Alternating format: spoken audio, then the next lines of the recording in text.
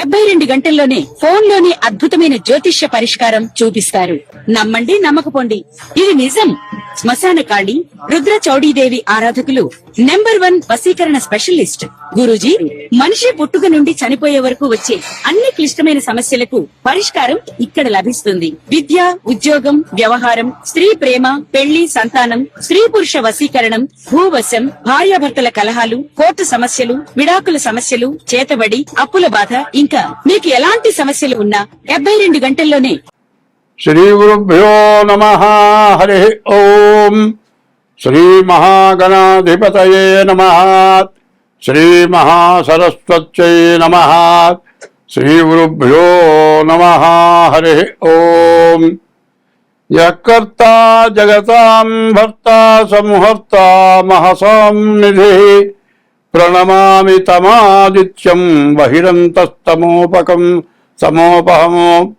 యకర్త అందరికీ కర్త అయినవాడు, సంహర్త అందరినీ సంరక్షించువాడు, మహాసాంనిధి ప్రపంచం మొత్తానికి కూడా ఆధారభూతుడై ఉండి అందరినీ పోషించేటువంటి వాడు.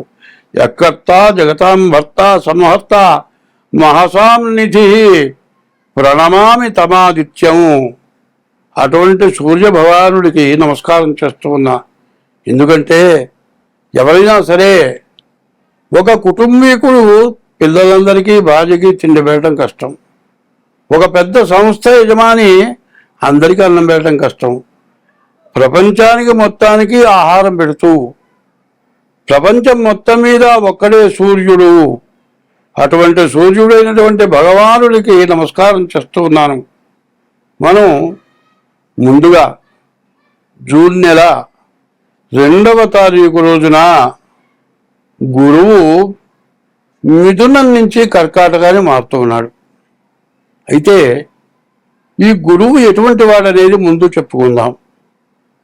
గురువు మనకు చెడుగా ఉన్నా కూడా మంచివాడికి మంచి బుద్ధి ఉంటుంది, చెడువాడికి చెడు బుద్ధి ఉంటుంది.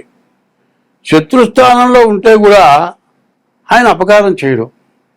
ఎందుకంటే బ్రాహ్మడైన వాడిని చెంప మీద ఒక దెబ్బ కొడితే వాడు ఏం చేస్తాడు?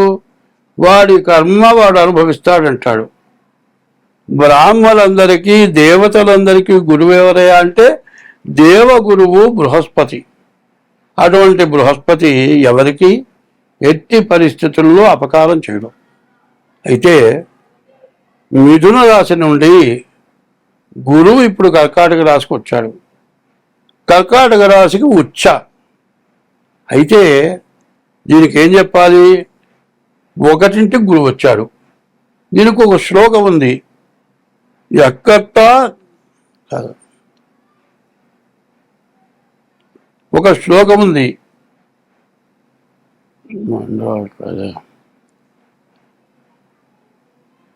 ఒక సూర్యుడు కానీ కుజుడు కానీ శని కానీ ఈ 3 గ్రహాలు ద్వాదశాష్టమ జన్మస్థం శని అంగారకో గురు కుర్వంతి ప్రాణ సందేహం స్థాన చలనం ధనక్షయం. గురువు కానీ శని కానీ కుజుడు కానీ 12ంట, అష్టమం 8ంట, అర్ధాష్టమం 4ంట, జన్మస్థమం 1ంట, ద్వాదశంలో ద్వితీయంలో శని కానీ గురువు కానీ కుజుడు కానీ ఉంటే బ్రతుకు తెరువు లేకుండా ఉండే స్థలం మారిపోయి బ్రతుకు తెరువు దొరక్క అసలు ఎందుకు పనికి రాకుండా మళ్ళీ జీవనోపాధి దొరకని పరిస్థితి వస్తుంది అని చెప్పుంది. కానీ గురువు మాత్రం మిగతా రాశులు వేరు. కర్కాటక రాశికి చంద్రుడు అధిపతి. ఈ కర్కాటక రాశిలో మరి పునర్వసు నక్షత్రం 4వ పాదంలో రామచంద్రమూర్తి కర్కాటక రాశిలో ఉద్భవించాడు. అందువల్ల కర్కాటక రాశి చాలా పుణ్యప్రదమైనటువంటి రాశి. తర్వాత పుష్యమి నక్షత్రం వచ్చింది. ఇజ్యాద్యౌ తిష్య పుష్యేతు పూజితో గురునామక వాగీశ్చామరేజ్యశ్చ జీవో దేవపురోహిత అనుంది. గురువు చాలా మంచివాడు. అటువంటి గురువు కర్కాటక రాశికి వచ్చాడు. కానీ ఇంతకుముందు ఈ కర్కాటక రాశి వాళ్ళు ఎన్నో అప్పులు, ఎన్నో బాధలు, ఎన్నో నష్టాలు మరి ఆర్థికంగా, శారీరకంగా, మానసికంగా, కుటుంబీకంగా కూడా చాలా నష్టాలు పడుతున్నారు. కర్కాటకానికి ఎప్పుడైతే గురువు వచ్చాడో వీళ్ళ జీవితం చాలా బాగుపడుతుంది అని నిక్కచ్చిగా చెబుతూ ఉన్నాను. గురువు కర్కాటక రాశిలో ఉంటే ఈ కర్కాటక రాశికి చాలా ఉన్నతమైనటువంటి స్థానం వచ్చింది. కాబట్టి ఈ కర్కాటక రాశి గురించి ముందు చెప్పుకున్నాం. అయితే 5 రాశులకి గురువు కర్కాటక రాశికి వస్తే 5 రాశులకి ఇబ్బంది అని చెప్పాలి. ఆ ఇబ్బంది ఎట్లా ఉంటుంది? కర్కాటకం, సింహం, ధనస్సు, మేషం, మిథునం, ఈ 5 రాశులకు కూడా చాలా కష్ట నష్టాలు ఎక్కువగా ఉంటాయి. కాబట్టి ద్వాదశాష్టమ జన్మస్థం శ్రీ అంగారకో గురు కుర్వంతి ప్రాణ సందేహం స్థానచలనం ధనక్షయం. ఇప్పుడు కర్కాటక రాశి బాధలు వదిలిపోయినాయి, బాగున్నారు అని చెప్పాలి. అయితే ఇప్పుడు కర్కాటకం అయిపోయింది. 2వ రాశి సింహరాశి. ఈ సింహరాశికి గురువు ద్వితీయంలో ఉన్నాడు, గురువు ద్వాదశంలో ఉన్నాడు. గురువు అక్కడ ఉంటా ద్వితీయం సింహానికి 1ంట గురువు ఉన్నాడు. ఈ గురువు ఉండటం వల్ల చాలా ఇబ్బంది. అదే కాకుండా శని వచ్చేప్పటికల్లా మరి మీనంలో అష్టమంలో ఉన్నాడు.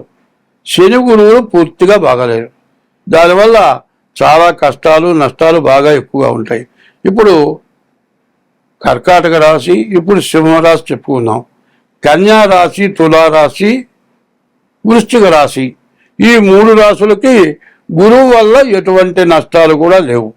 అయితే ధనస్సు రాశికి వచ్చేప్పటికల్లా అష్టమంలో గురువు అయినాడు. ఈ అష్టమ గురువు ప్రాణకంటకుడు, ప్రాణం తీసినంత పని చేస్తాడు. అయితే ఇప్పుడు గురువు కర్కాటకానికి వచ్చిన గురువు 1 సంవత్సరం పాటు కర్కాటక రాశిలో ఉంటాడు. ఈ సంవత్సరం మొత్తం కూడా ఈ రాశులు, ఈ 5 రాశులు మిథునం, కర్కాటకం, సింహం, ధనస్సు, మేషం, ఈ 5 రాశులకు కూడా చాలా కష్టాలు ఉంటాయి. కాబట్టి అష్టమంలో ఉన్నటువంటి గురువు ప్రాణకంటకుడు, ప్రాణం తీసినంత పని అవుతుంది. కాబట్టి అది కూడా చాలా కష్ట నష్టాలు కలిగి ఉంటుంది.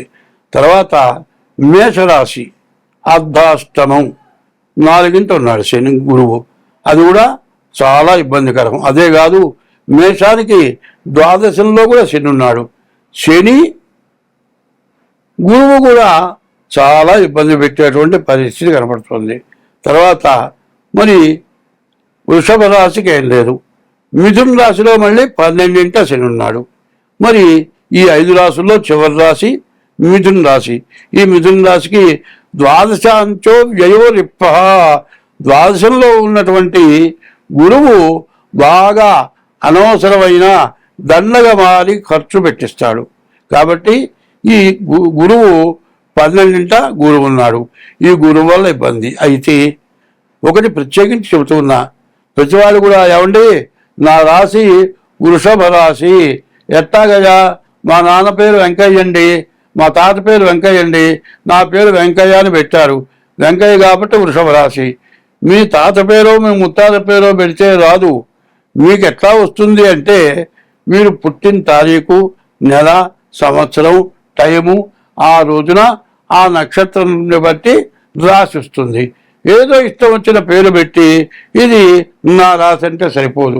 అదే కాదండి, కొంతమంది ఏం చేస్తారంటే పిల్లల్లో మొట్టమొదటి వాడు అవుతారు, వాడిని బుజ్జి అని పిలుస్తారు చిన్నప్పుడు. ఆ బుజ్జి ఏమవుతాడు, 80 సంవత్సరాలు వచ్చినా కూడా బుజ్జి అంటేనే తెలుస్తుంది. బుజ్జి అను, చిన్నాను, కన్నాను ఇట్లాంటి పేర్లు ఉంటూ ఉంటాయి. ఈ పేరుని అడిగి నా రాశి అంటే అది కాదు. ఎందుకంటే పూర్తిగా తెలియక పేరును బట్టి ఈ రాశి నా రాశి చెప్పండి అని అడుగుతున్నారు. అది మాత్రం పద్ధతి కాదు. మీకు డేట్ ఆఫ్ బర్త్, పుట్టిన తారీఖు, నెల, సంవత్సరం, టైం కావాలి. అది లేదండి అంటే, లేకపోతే మీ అరిచేతులు హస్త సాముద్రిక ద్వారా మీ జాతకం చెప్పడం జరుగుతుంది. అట్లా చెప్పాలి అంటే 60 వంతులే హస్త సాముద్రిక ద్వారా వస్తుంది. మిగతా 40 వంతులు రావాలంటే ఎట్లా? మీకు హస్త సాముద్రిక ద్వారా 60 వంతులే వస్తాయి. మీ పిల్లల్లో ఒకటి డేట్ ఆఫ్ బర్త్ ఉంటే ఆ 40 వంతులు కూడా వస్తుంది. మీ జాతకం పూర్తిగా వస్తుంది. మీ పిల్ల జాతకం డేట్ ఆఫ్ బర్త్ పెట్టిన వాళ్ళ జాతకం కూడా వస్తుంది. కాబట్టి ఇప్పుడు దేశంలో ఉన్న పరిస్థితులను బట్టి ప్రతి వాళ్ళు కూడా తమ జాతకం ఏమిటో చూపించుకోవాల్సిన అవసరం ఉంది. ఎట్లా అంటే ఫౌండేషన్ లేకుండా ఇల్లు కడితే వెంటనే పడిపోతుంది. అట్లాగే ఇప్పుడున్న పరిస్థితుల్లో మీకు అందరికీ తెలుసు, యుద్ధం జరిగింది, ఆయిల్ దగ్గర నుంచి రేటు పెరిగింది, గ్యాస్ దగ్గర నుంచి దొరకటం లేదు. మరి ఇంకా తినుబండార వస్తువులు కూడా కొన్నాళ్ళు పోతే దొరకవేమో. ఈ పరిస్థితులను బట్టి ప్రతి వస్తువు రేటు పెరుగుతుంది. రేటు పెరుగుతుంది కానీ ఆదాయం మాత్రం పెరగదు. దీనివల్ల మనం ఇబ్బందులు పడతాం. దీనికి తోడు మనకి ఏదైనా చెడు ఉండేట్లయితే ఆ చెడు వల్ల ఇంకా బాగా ఇబ్బందులు వచ్చే లక్షణాలు బాగా కనపడుతున్నాయి. కాబట్టి ఈ రాశుల వాళ్ళు కర్కాటక రాశి, సింహరాశి, ధనస్సు రాశి, మేషరాశి, మిథున రాశి, ఈ 5 రాశుల వాళ్ళు కూడా ముందుగా మీ డేట్ ఆఫ్ బర్త్ ద్వారా జాతకం చూపించుకోండి. మీ రాశి ఏంటో తెలుసుకోండి. అట్లా లేకపోతే హస్త సాముద్రిక ద్వారా కూడా మీ జాతకం చెప్పడం జరుగుతుంది. అట్లా మీకు కావాలంటే నా పేరు పంగులూరు లక్ష్మీనారాయణ. నా ఫోన్ నెంబర్లు 6300061241. ఇంకో నెంబర్ ఉంది 7801071946. ఈ నెంబర్లకు ఫోన్ చేసి తగినటువంటి ఫీజు చెల్లించి మీ జాతకాలు చెప్పించుకొని మీరు ఇబ్బందుల నుంచి బయటపడండి. నా ఉద్దేశం ఏంటంటే డబ్బుల కోసం చెప్పే జాతకాలు కావు, మీరు బాగుండటం కోసమే చెప్పేది. అనవసరమైన డబ్బులు మీ దగ్గర పొందటం జరగదు. చక్రం వేయాలంటే రాశి చక్రం, నవాంశ చక్రం, మహర్దశలు, విదశలు ఇన్ని వేస్తే కానీ మీ జాతకం పూర్తిగా అర్థం కాదు. మరి కంప్యూటర్ ద్వారా నేను మాత్రం జాతకం వేయను.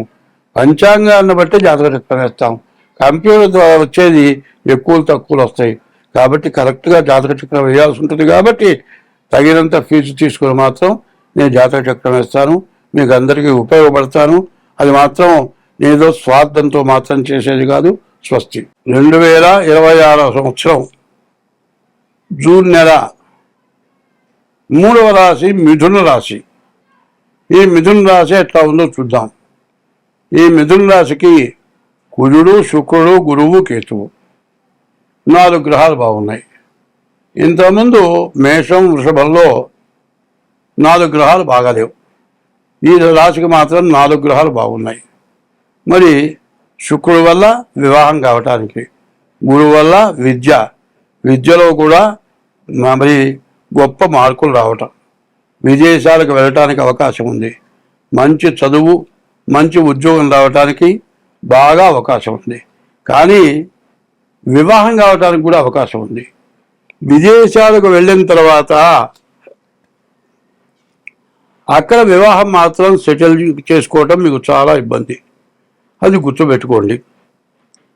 ఈ విషయంలో సొంత నిర్ణయం గనక మిథున రాశి వాడు కనుక తీసుకునేటట్లయితే తర్వాత మీ జీవితం భ్రష్టు పడుతుంది. మీరు సంబంధం చూడాలి, పెళ్లి చేసుకోవాలి అంటే పెద్దవాళ్ళ నిర్ణయంతో మీరు పెళ్లి చేసుకోండి. అట్లా కాకుండా సొంత నిర్ణయం తీసుకుంటే జీవితం మొత్తం భార్యతో కాలం గడపాలి. ఈ రోజు వరకు చెప్పాలంటే తల్లిదండ్రుల మీద మీరు బతికారు. ఇక్కడి నుంచి పెళ్లి చేసిన తర్వాత మా పని అయిపోయింది, మా అబ్బాయికి పెళ్లి చేశాం, ఇక భార్య చూసుకుంటుంది అనే ఉద్దేశంతో అందరూ ఉంటారు. అటువంటి జాతకం చూడాల్సిన పరిస్థితి. ఎందుకంటే ముందు తల్లిదండ్రుల బాధ్యత కంటే భార్య బాధ్యత ఎక్కువ ఉంటుంది. భార్యాభర్తలకు అనుకూలత కావాలి. అటువంటి అనుకూలత కావాలంటే పెద్దవాళ్ళ నిర్ణయం అవసరం.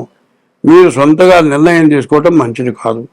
తర్వాత మీ జాతకాలు కలిసిలేదో చూసుకోవాలి. షష్టాష్టకాలు ఉన్నాయి, కుజదోషం ఉంది. ఇట్లాంటివన్నీ కూడా జాగ్రత్తగా పెద్దవాళ్ళ ద్వారా నిర్ణయం తీసుకొని మీరు పెళ్లి చేసుకోండి. ఎందుకంటే ఈ టైంలో పెళ్ళయ్యే అవకాశం చాలా ఎక్కువగా కనపడుతుంది. మరి మీ సొంత నిర్ణయంతో పెళ్లి చేసుకుంటే 3 రోజులు కూడా మీరు సరిగ్గా భార్యాభర్త కలిసి ఉండలేరు. అందువల్ల పెళ్లి కాకమునుపు కంటే పెళ్ళైన తర్వాత విపరీతమైన బాధ, ఇక బతకడం కూడా కష్టం చచ్చిపోదాం అన్నంత బాధ కలుగుతుంది. అటువంటి బాధ కలగకుండా ఉండాలనే ఉద్దేశంతో మీరు పెద్దవాళ్ళ నిర్ణయంతో పెళ్లి చేసుకోండి. మంచి ఉద్యోగం, విదేశాలకు వెళ్ళటానికి అవకాశం, మంచి చదువు, అన్ని విధాలా బాగుంది. వీటన్నిటినీ మీరు ఉపయోగించుకోవాలనేటట్లయితే పెద్దవాళ్ళ నిర్ణయంతో ఈ మిథున రాశి వాళ్ళు పెళ్లి చేసుకోండి. ఎవరిని మాకు డేట్ ఆఫ్ బర్త్ లేదు అంటే హస్త సాముద్రిక ద్వారానైనా సరే మీ జాతకం చూపించుకొని మీరు పెళ్లి చేసుకోండి. అట్లా కాకుండా తొందరపడి చేసుకుంటే మీరు చాలా ఇబ్బందులు పడతారు, చాలా నష్టపడతారు.